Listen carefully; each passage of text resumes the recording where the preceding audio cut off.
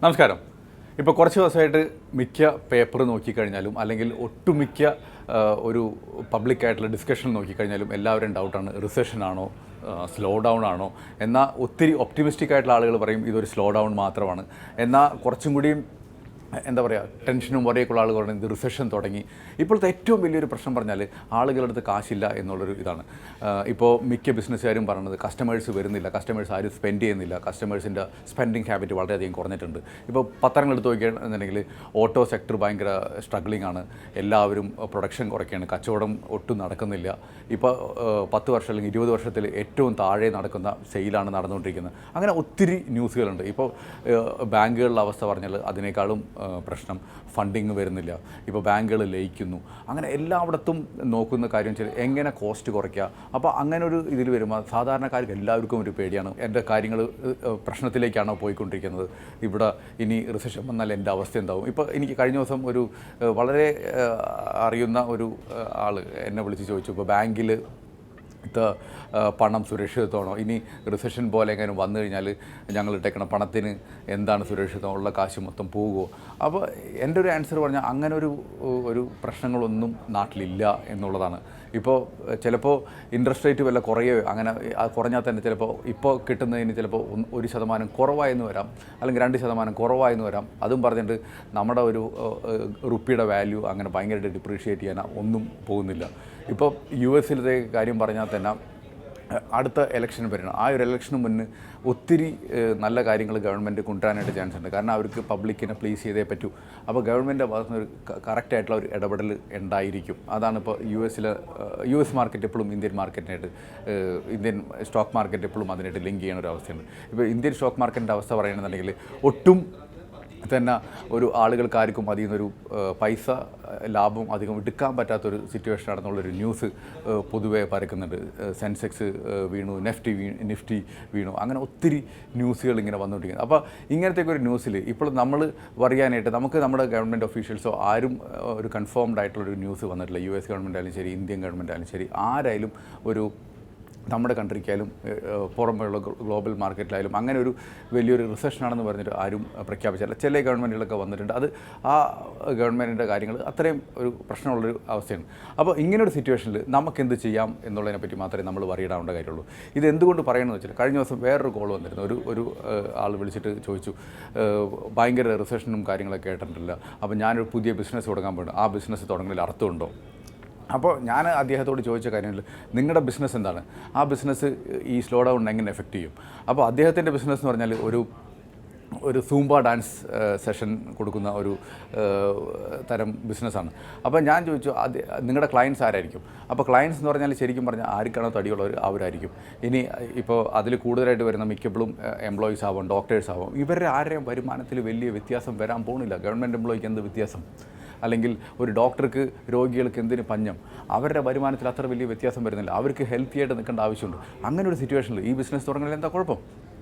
അപ്പോൾ നമ്മൾ ഈ ഒരു സിറ്റുവേഷനിൽ നമുക്ക് റിസഷൻ ആണെന്ന് പറഞ്ഞ് പേടിച്ചിരിക്കേണ്ട, സ്ലോ ഡൗൺ ആണെന്ന് പറഞ്ഞ് പേടിച്ചിരിക്കേണ്ട കാര്യമില്ല. ഇപ്പോൾ ഓട്ടോ കമ്പനിയുടെ സെയിൽ കുറഞ്ഞുകൊണ്ട് നമ്മൾ എന്തിനും അറിയണം. അപ്പോൾ നമുക്ക് ഇങ്ങനെ ഒരു സിറ്റുവേഷൻ ആണെങ്കിൽ, ഇനി ഇതിനേക്കാളും വേസ്റ്റ് സംഭവിക്കുകയാണെങ്കിൽ എങ്ങനെ നമ്മൾക്ക് പ്രിപ്പയർ ആവാം എന്നുള്ളതിനെ പറ്റി മാത്രമേ നമുക്ക് ചിന്തിക്കേണ്ട കാര്യമുള്ളൂ. അപ്പോൾ നമുക്ക് എന്താണ് ഒരു സാധാരണക്കാർക്ക് ഇങ്ങനെ ഒരു സിറ്റുവേഷനിലാണെങ്കിൽ എന്തൊക്കെയാണ് പ്രധാനമായിട്ടും നമ്മൾ ശ്രദ്ധിക്കേണ്ട 8 കാര്യങ്ങളാണ് ഇന്നത്തെ വീഡിയോയിൽ നമ്മൾ ഡിസ്കസ് ചെയ്യാൻ പോകുന്നത്. അപ്പോൾ ആദ്യമായിട്ട് പ്രധാനമായിട്ട് കാര്യം എടുത്തിട്ട് ഒരു എമർജൻസി ഫണ്ട് സെറ്റ് ചെയ്ത് വെക്കുക എന്നുള്ളതാണ് വളരെ ഇമ്പോർട്ടൻ്റ് ആയിട്ടുള്ള കാര്യം. എമർജൻസി ഫണ്ട് എന്ന് പറഞ്ഞാൽ നമ്മുടെ നെസസിറ്റി എക്സ്പെൻസ് മീറ്റ് ചെയ്യാനുള്ള ഒരു തുക നമ്മുടെ അടുത്ത് എപ്പോഴും ഉണ്ടായിരിക്കണം. നമ്മൾ കഴിഞ്ഞ വീഡിയോയിലൊക്കെ പ്രധാനമായിട്ട് പറഞ്ഞിട്ടുണ്ട്. പക്ഷേ ഈ ഒരു സിറ്റുവേഷനിൽ ഇത് വളരെ ഇമ്പോർട്ടൻ്റ്.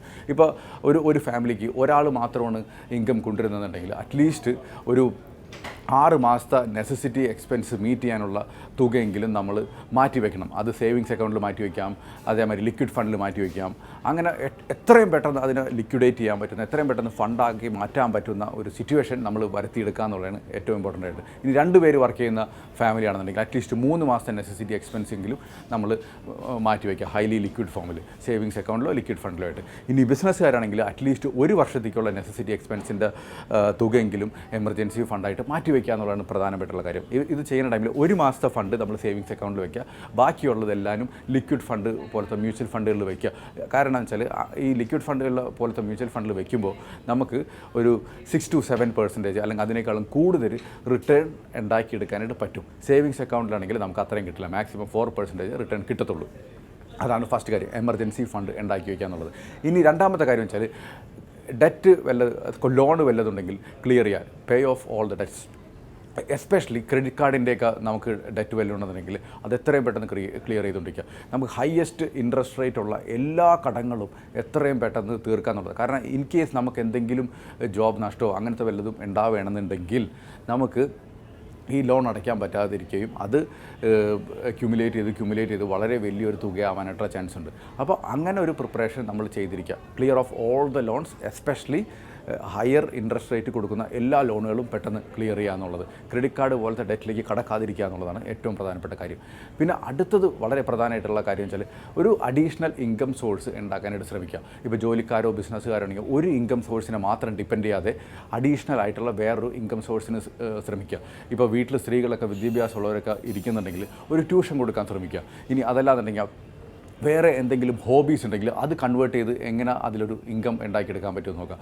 ഇപ്പോൾ എൻ്റെ ഒരു കസിൻ, ആൾക്ക് സ്റ്റുഡിയോ ആണ്, പക്ഷേ ആൾ അതോടൊപ്പം തന്നെ കുറച്ച് കോഴിനെ വളർത്തലും കുറച്ച് അലങ്കാര മത്സ്യങ്ങളെയും പിന്നെ ഈ ഹൈലി കോസ്റ്റ് ആയിട്ടുള്ള പട്ടികളെയൊക്കെ വളർത്തുന്നുണ്ട്. അതിൽ നിന്ന് ഇപ്പോൾ അത്യാവശ്യം നല്ലൊരു ഇൻകം പുള്ളി ജനറേറ്റ് ചെയ്യുന്നുണ്ട്.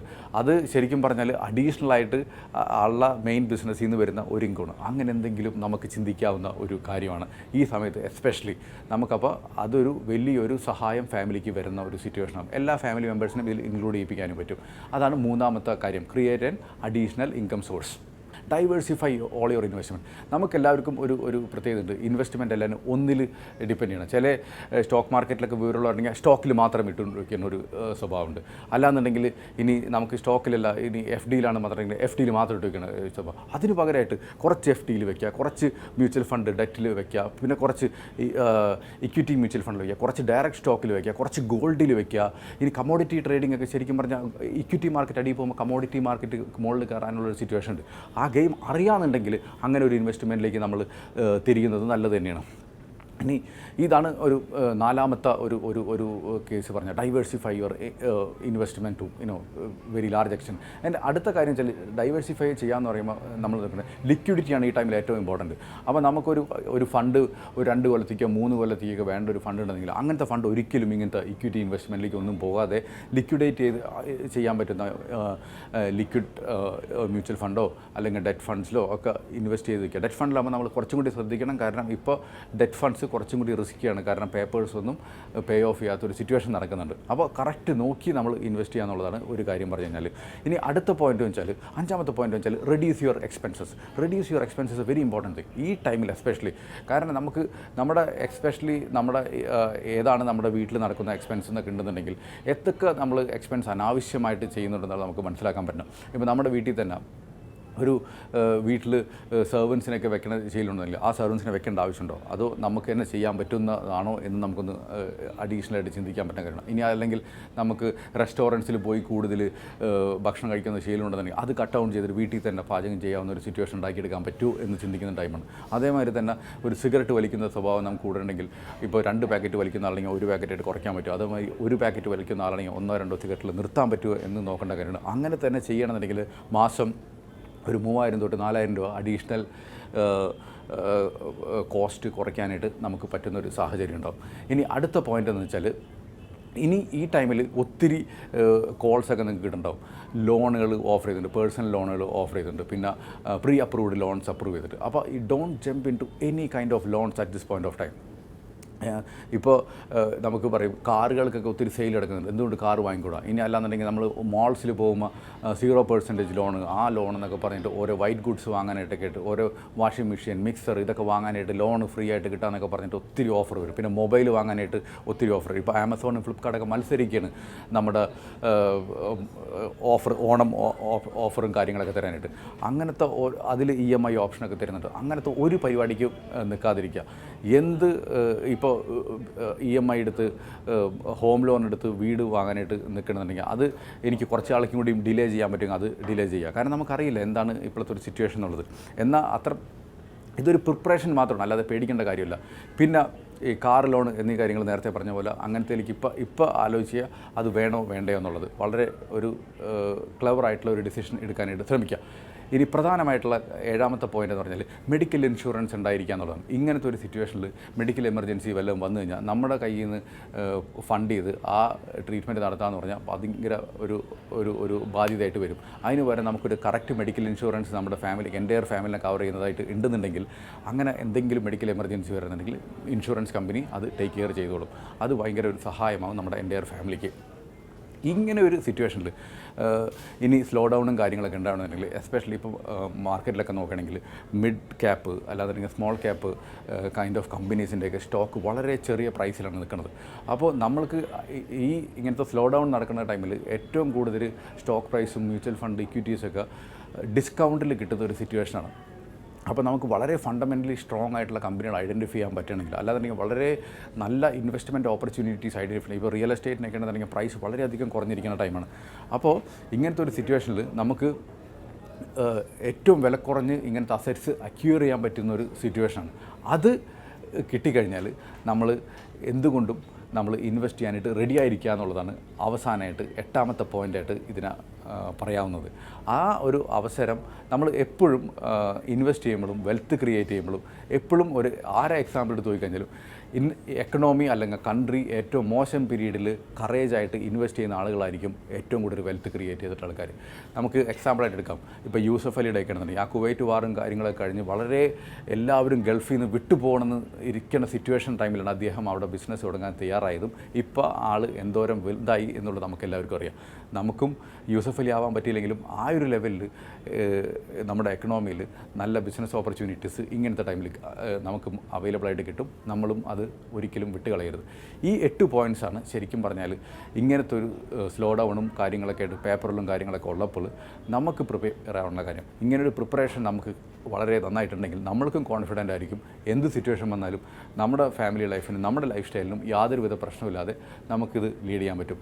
ഇങ്ങനൊരു സിറ്റുവേഷൻ ഉണ്ടായാൽ തന്നെ വളരെ കുറച്ച് കാലം ഇത് നിലനിൽക്കുകയുള്ളൂ. അത് കഴിഞ്ഞാൽ പണ്ടത്തെ ബുൾ മാർക്കറ്റോ പണ്ടത്തെ ഹാപ്പിനെസ്സോ ഇനിയും വരും. അത് കഴിഞ്ഞാൽ ഇതൊരു ടെമ്പററി ഫേസ് മാത്രമാണ്. നമ്മൾ പ്രിപ്പയർ ആവാതെ മാത്രമേ നമുക്ക് ചെയ്യാൻ പറ്റുള്ളൂ.